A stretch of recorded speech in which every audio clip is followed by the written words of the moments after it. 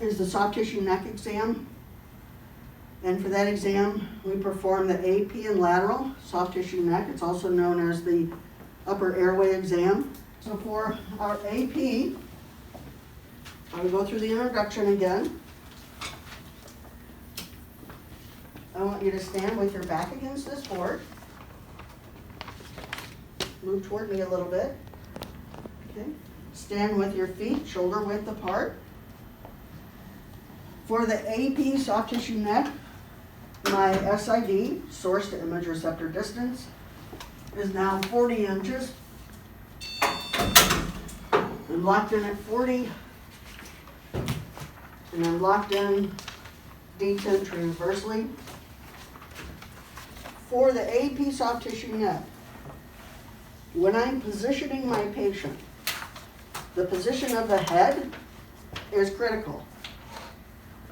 So there is a landmark right at the base of your nose called the acanthion. I'm pressing your mask a little bit, I'm sorry.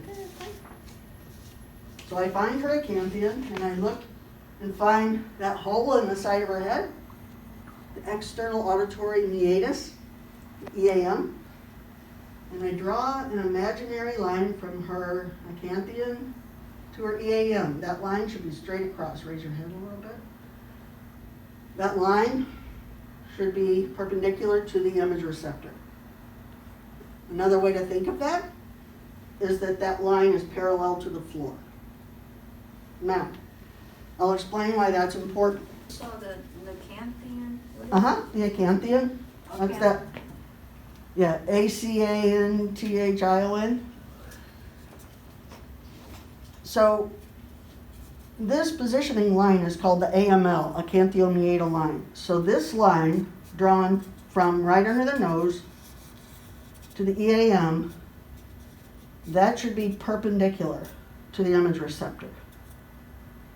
If the head's flexed too much, that line is no longer perpendicular to the image receptor.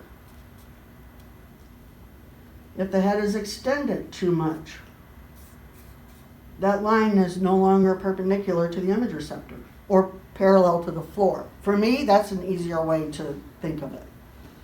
Now, why is that important?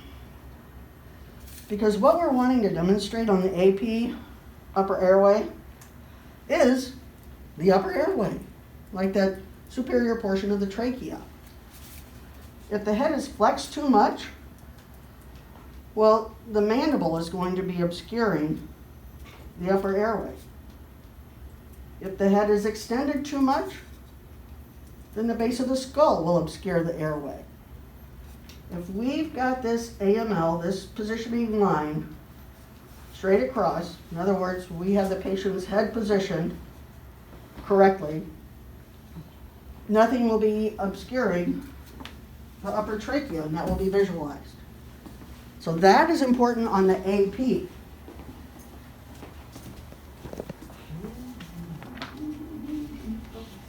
I want to make sure the patient's looking straight ahead, the head's not turned. Our IR size for the soft tissue neck is 10 by 12. And again,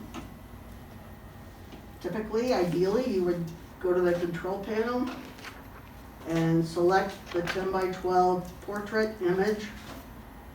I'm centering in midline, so ma'am, take a slight step toward me. There you go. For centering purposes, I'm centering an inch above the jugular notch. With the halo, right there. There's her jugular notch. All right, so I'm centered to the jugular notch. Now, I'm going to make sure that my central ray and my image receptor are aligned. Okay, I'm using my left marker. I'm placing it, demonstrating the patient's left side. I'm going to place that marker in the light field so it's not obscuring any anatomy. Make sure her head's not tilted or rotated. I've provided my shielding. Now, ma'am, I'm going to give you some breathing instructions. I'd like you to take a slow, deep breath in, exposure. Go ahead and breathe normally. The reason I'm giving those breathing instructions is because, as you can see on the lateral, the trachea is demonstrated with air filling the trachea. So if I have her take in that slow, deep breath, I'm getting the trachea filled with air. Now for the lateral soft tissue neck, please turn and face me. Put your left side against that board. For the lateral soft tissue neck, our SID is increased to 72 inches. Wow, just because you want to? No. When our patient was positioned for the AP, the area of interest, her neck, was right up against the image receptor. So now that she's positioned for the lateral, that area of interest, what we would call technically, to describe this scenario, our object, is placed farther away from the image receptor. If we left our tube at 40, then the resulting image would appear magnified. So to reduce the appearance of magnification, we increase our SID to 72. And I have my light next to my green button, so I know I'm in detent for my SID. We have the light on next to the orange button, so we know I'm in detent to the image receptor transversely. So our IR size is 10 by 12, but notice what happens. When I move this tube from where it was at 40 back to 72, it automatically defaults back to that 17 by 17. So you've got to make sure that your collimation is 10 by 12. And I'll say it again. When that is working, you will go to the control panel and select the correct icon. Well, midway between the jugular notch and your thyroid cartilage.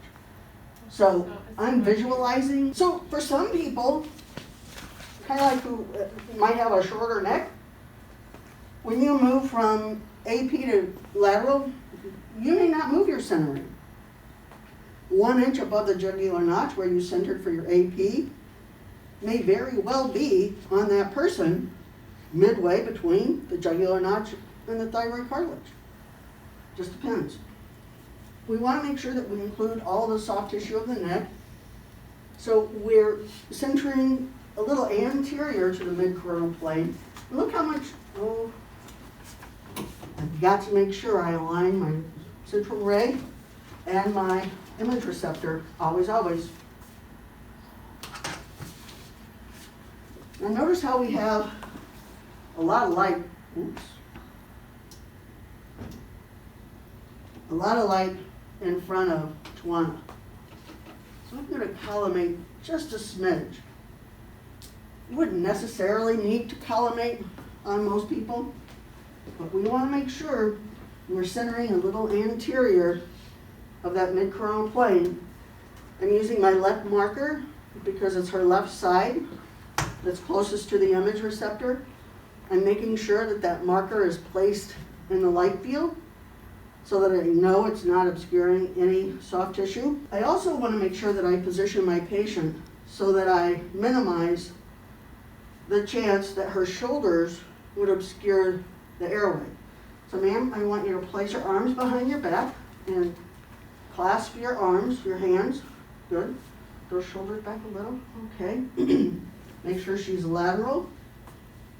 Raise your chin up just a little bit. Again, it's not necessary on the lateral to align the AML perpendicular to the image receptor, but we do raise the chin slightly.